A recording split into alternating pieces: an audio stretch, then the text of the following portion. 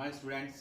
आज हम इसमें स्टार्ट कर रहे हैं मैट्रिक्स के अंदर ज्योमेट्रिकल ट्रांसफॉर्मेशंस, जो कि आपने स्ट्रेट लाइन के अंदर भी किया था कि कोई पॉइंट है तो उसका ट्रांसफॉर्मेशन रिफ्लेक्शन हम कहाँ देख रहे हैं, जैसे y इक्वल टू एक्स पे, या रिफ्लेक्शन थ्रू ओरिजन पे, या y एक्सिस पे देख रहे हैं। तो इस टाइप से ट्रांसफॉर्मेशन हम किस में देख रहे हैं, मैट्रिसेस में देख रहे हैं।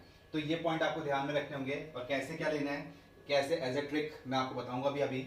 तो ज्योमेट्रिक ट्रांसफॉर्मेशन रिफ्लेक्शन क्या देख रहे हैं, तो रिफ्लेक्शन इन एक्स एक्सिस पे आपको क्या ध्यान रखना है कि 1 0 0 -1, और y एक्सिस में आपको क्या मैट्रिक्स ध्यान में रखनी है कि -1 0 0 1।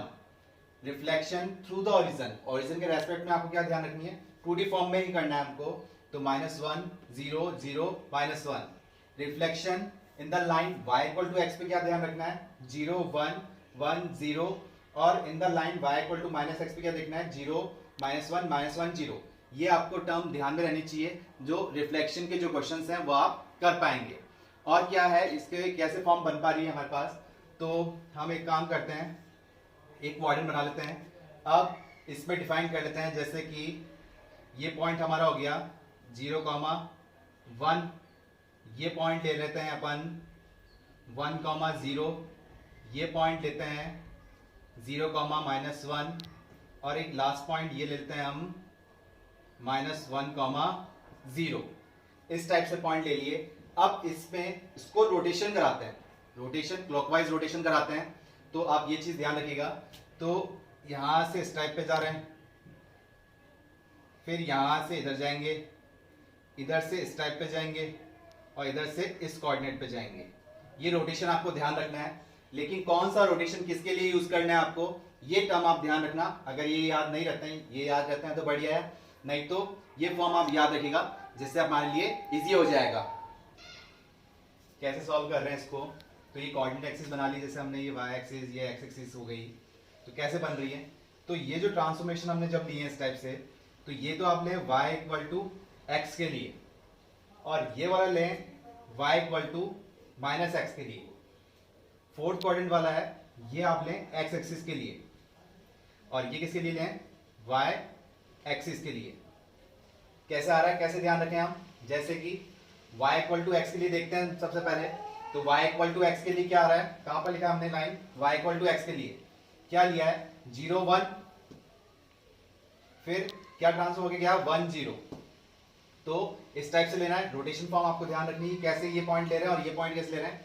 तो ये हमने 4 पॉइंट लिए, इसी के अकॉर्डिंग पूरे पॉइंट्स डिफाइन कर रहे हैं। फिर जैसे y इक्वल टू एक्स के लिए लिया तो कैसे जा रहा है, 0 to 1, फिर कहां पर आया 1 0।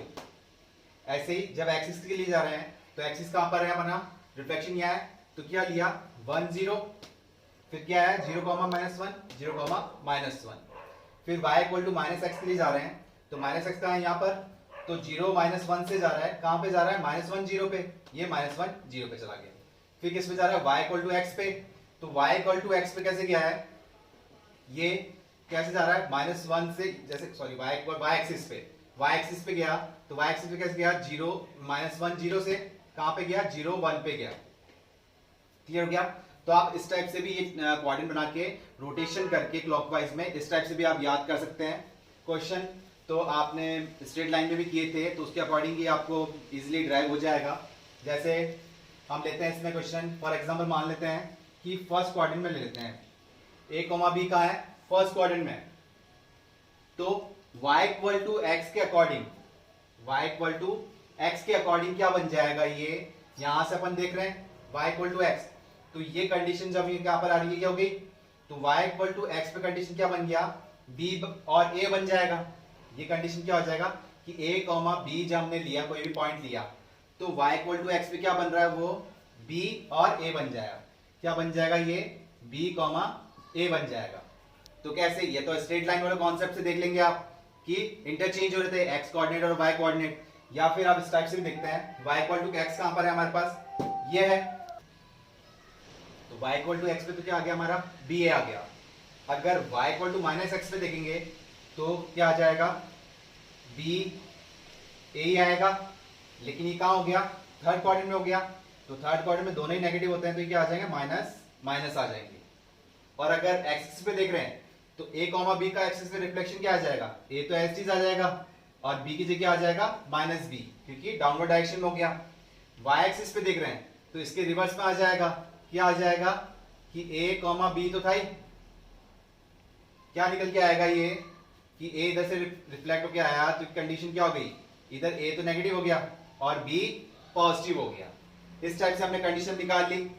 और क्या देख सकते थे हम, किस टाइप से देख रहे थे कि जैसे कि a कॉमा बी किस पे देखा हमने, a comma B Y equal to X पे है, तो किस टाइप से निकाल रहे हैं कि ये मैट्रिक्स हमको ध्यान में रखनी है।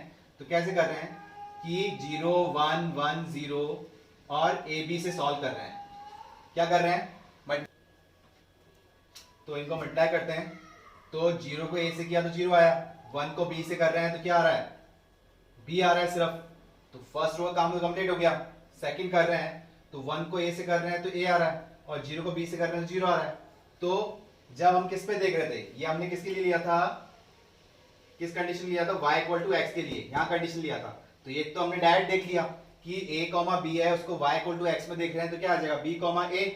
अगर दिक्कत आ रही है तो हमको ये पॉइंट ध्यान रखना होगा, y इक्वल टू एक्स के लिए कंडीशन ध्यान रखनी है और इसको मैट्रिक्स से मल्टीप्लाई कर देना है, इसको सेकंड मैट्रिक्स फॉर्म में रखना है, क्योंकि फर्स्ट मैट्रिक्स फॉर्म में रखोगे तो ये मल्टीप्लाई ही नहीं हो पाएगा, प्रोडक्ट फॉर्म ही नहीं बन पाएगी, तो इसको सेकंड फॉर्म में रखना है। उसके बाद मल्टीप्लिकेशन आपको पता है दो मैट्रिक्स का, जब फर्स्ट रो को इससे मल्टीप्लाई कर रहे हैं तो कंडीशन b आ रही है, सेकंड रो को इससे मल्टीप्लाई कर रहे हैं तो a आ रहा है, तो क्या आ गया b कॉमा a।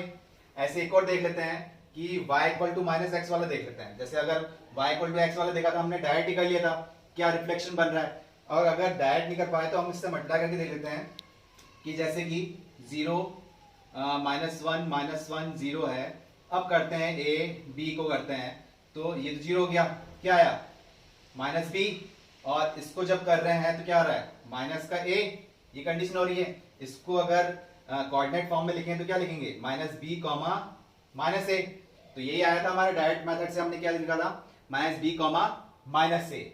और देख लेते हैं किसका, देखें एक्स एक्सिस पे देख लेते हैं, तो एक्स एक्सिस पे कितना आया था a कॉमा माइनस बी, यहां इसको मल्टीप्लाई करते हैं a b से मल्टीप्लाई करते हैं तो ये क्या हो जाएगा a आएगा यहां पर, और इसको करते हैं तो क्या आ जाएगा माइनस का b, ये आया था तो वही आया था a कॉमा माइनस बी आया था। इस टाइप से आप y एक्सिस पे कर सकते हैं और ओरिजिन का भी कर सकते हैं। ओरिजिन का तो आपको पता है कि ये कंडीशन की वो अपना फॉर्म किस तरफ है, कि जैसे a कॉमा बी है तो ओरिजिन पे कहाँ आएगा, ये ओरिजिन हो गया, तो ओरिजिन रिफ्लेक्शन क्या आएगा, इसके अपोजिट आएगा माइनस बी कॉमा माइनस ए पे आ गया। और अगर यहां पर है तो वो कहां आ जाएगा, इधर आ जाएगा। एक बार ओरिजिन वाला करके देखते हैं हम, ओरिजिन से कैसे कर रहे हैं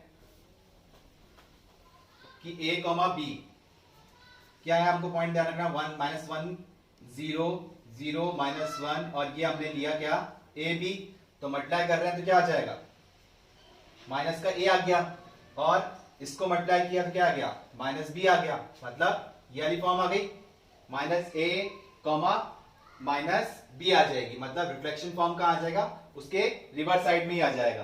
तो हमने इस टाइप से इसको ड्राइव कर लिया, ये फॉर्म कर सकते हैं।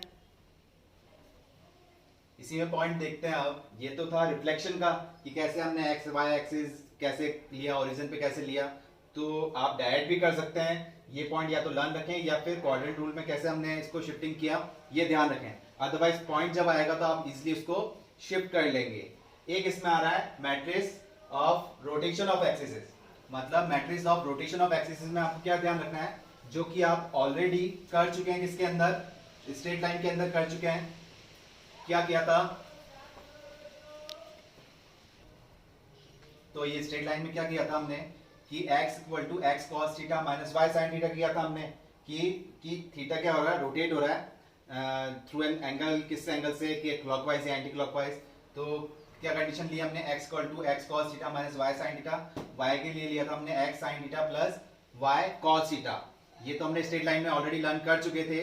इस मैट्रिसेस में कैसे कर रहे हैं कि एक्स वाई जो हमारे कोऑर्डिनेट्स आ रहे हैं वो कैसे आ रहे हैं कि cos theta minus sin theta cos theta matrix को इस न्यू फॉर्म से हम x और y से मल्टीप्लाई करते हैं तो क्या फॉर्म बन जाएगी x cos थीटा, इसको मल्टीप्लाई करेंगे तो x cos theta minus y sin theta, ये तो हो गया हमारे पास x, और y कैसे आ जाएगा कि sin थीटा ऐसे करेंगे तो x sin थीटा, और y को ऐसे करेंगे तो y cos थीटा।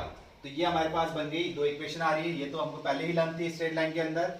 और नहीं लर्न है तो कैसे बन रहे हैं हमारे पास मैट्रिक्स फॉर्म से, हम इसको वापस ड्राइव करके देख लिया हमने।